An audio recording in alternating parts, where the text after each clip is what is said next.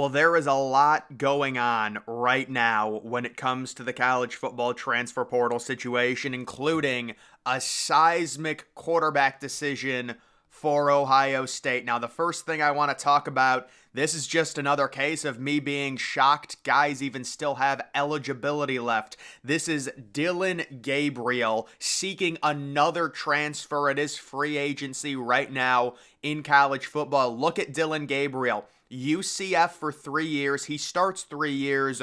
One of the years he was injured. I'm guessing that's a year where, you can get an extra free year of eligibility. But he was at UCF for 3 years, started as a true freshman, ends up transferring to Oklahoma. So he goes to a big time program, right? You think he's done. Nope. Apparently he's got another grad transfer in his back pocket. He's going to be doing that, and now he's going to be immediately eligible next year. Dillon Gabriel, I'm going to talk about these ratings here for a second.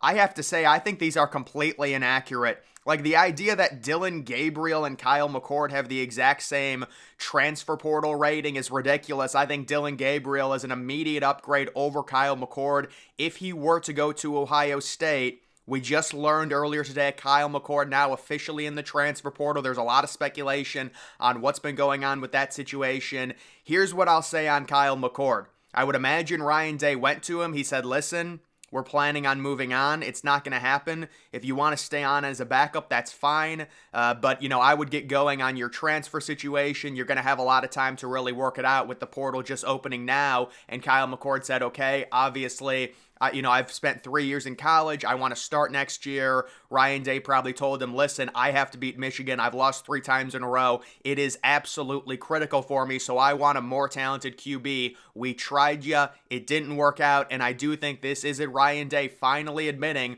that he chose the wrong quarterback, picking Kyle McCord over J.J. McCarthy. It was a misevaluation. It is what it is. Even if Ohio State fans want to say J.J. McCarthy would be different in the Ohio State offense because Ryan Day doesn't like QBs running, he's still just a more talented college football quarterback than Kyle McCord. Now, where will Kyle McCord go? I would imagine an ACC school, possibly Boston College, possibly Pittsburgh. But that's just speculation. He really could go anywhere. I know there's people saying, well, based on his transfer portal rating, he'd be able to go to like a big time school, you would think, if he's rated the same, as Dillon Gabriel, rated better than DJ Uiagalelei. I'm just not sure. Like, when it comes to the top teams that are going to be looking for transfer portal QBs, like your Oregons, I don't see them throwing a big bag at Kyle McCord.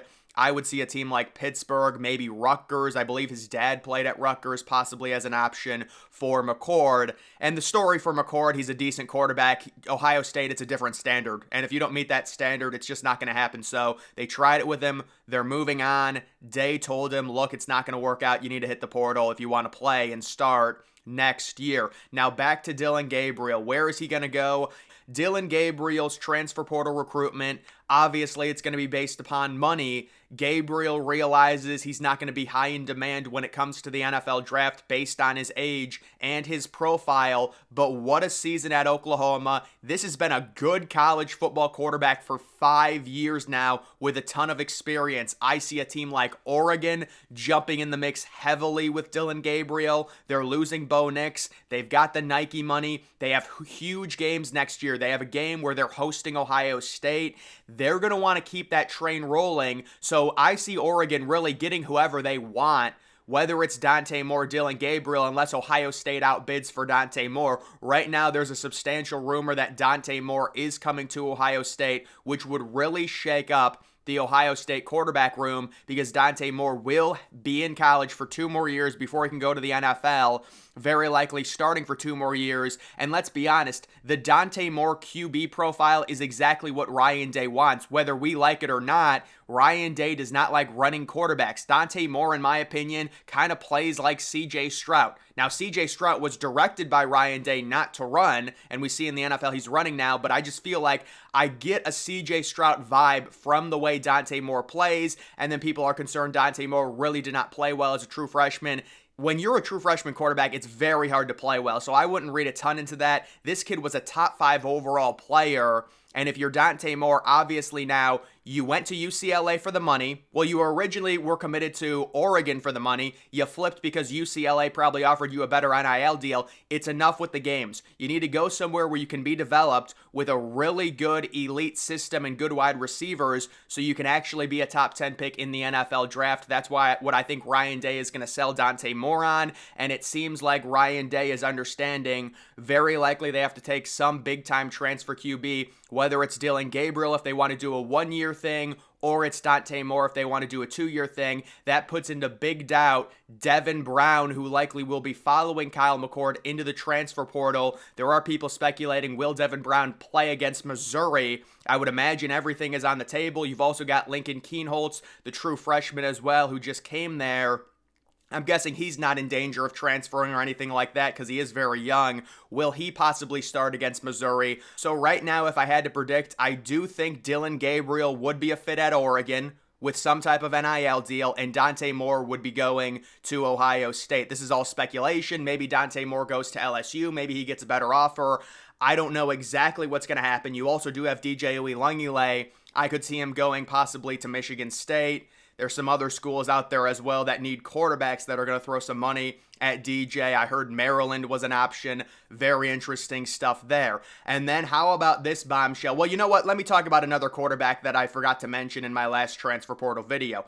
And it is Cam Ward, who has also been linked to Ohio State. This is going to be his second time transferring. He came to Washington State, played really well. He does have a fumbling issue, at least that's what I heard. He's got a fumbling problem, but he is more of a dual threat. He can run a little. He can extend plays. I see his recruitment being extremely NIL based. I could see a team like Oregon involved with him. I could see a team like LSU possibly involved as well. It'll be really interesting. People are also throwing around Texas A&M. I'm guessing Texas A&M is happy where they're at right now with Connor Wigman, the young quarterback who unfortunately got injured just 3 games into his sophomore season this year. He's a former 5-star. It looked like he was developing really well. We will see. You also have Michigan with a really weird situation. I do not know what's going to happen with Michigan when it comes to the transfer portal. They have the NCAA investigation hanging over their head. They're going to face Alabama. But how does this NCAA potential bull ban, whatever it ends up being, Jim Harbaugh suspension, affect the portal? Are players less likely to go there? By the way, I also heard another quarterback, possibly was Will Howard, linked to Ohio State from Kansas State. Not sure about that. Will Howard, I feel like, would be a fit at a program like Michigan, but it all depends on if the Michigan situation gets solved. Again, I don't think Michigan is going to be a very sought-after place to go with the unknowingness surrounding their potential penalties next year. And then how about this bombshell? The first 5-star transfer into the portal who's rated a 5-star, 99 overall. It's this defensive tackle, the big boy, Walter Nolen, who was part of that crazy Texas A&M defensive line class of 2022 when they had 8 5-stars in that class. He's entering the portal, and the instant speculation, he's going to want to go to a place, possibly be a one and done because it's going to be his 3rd year in college. He wants to be developed. It's Georgia, it's Alabama, and if I was Walter Nolen, I would look at Georgia. I would say I have 1 year, screw NIL money, because obviously he can get crazy NIL money from pretty much any team. Go to Georgia, be developed. They've had bigger defensive tackles go within the top 15 of the draft before. I would imagine that's where Walter Nolen would be headed, possibly Georgia, very likely staying in SEC country, but these things are extremely fluid. If a team like Oregon wants to get in on it and throw a bunch of money at him, who really knows what's going to happen with Walter Nolen? But the immediate thought, possibly staying in the SEC at a team like Georgia, because it's a one and done thing for him. He wants to be developed properly, spend 1 year at Georgia. You're going to be part of a great defensive line and then be a top 15 pick in the NFL draft because he's been at A&M for 2 years, really hasn't done a ton, but based on his updated transfer rank, that tells me Walter Nolen is still seen as an extremely elite prospect. So that is the big news. Another thing you could say when it comes to the transfer portal, if you're looking for a wide receiver, London Humphreys, possibly going to Georgia. Apparently, he's been crystal balled there. He's got a 94 rating right now, ranked as the number 4 overall transfer. That's going to fall as more players enter the portal. But it seems like the receiver from Vanderbilt is headed to Georgia. I'll tell you what, Georgia's been very good at getting transfer receivers. They've gotten some good transfer portal receivers when it comes to that. But the big bombshell guys, Kyle McCord, I didn't think it would happen this soon. I honestly thought McCord would play in the Missouri game. But McCord is into the portal. It's done. Ohio State possibly starting Devin Brown against Missouri, maybe Lincoln Kienholz, and they will be looking for a QB, whether it's Dillion Gabriel, Dante Moore. It just depends.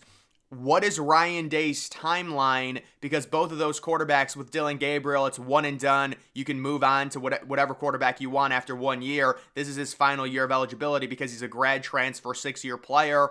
Dante Moore has to be at least 2 years. Very similar situation to Justin Fields. Limited playing time as a true freshman. He came in as a top 5 overall player and then possibly transfers to Ohio State, starts immediately for 2 years. It would be the exact same timeline as Fields was. But either way, guys, that is going to do it for this video. Make sure you're following me on X. Link to that's always in the description.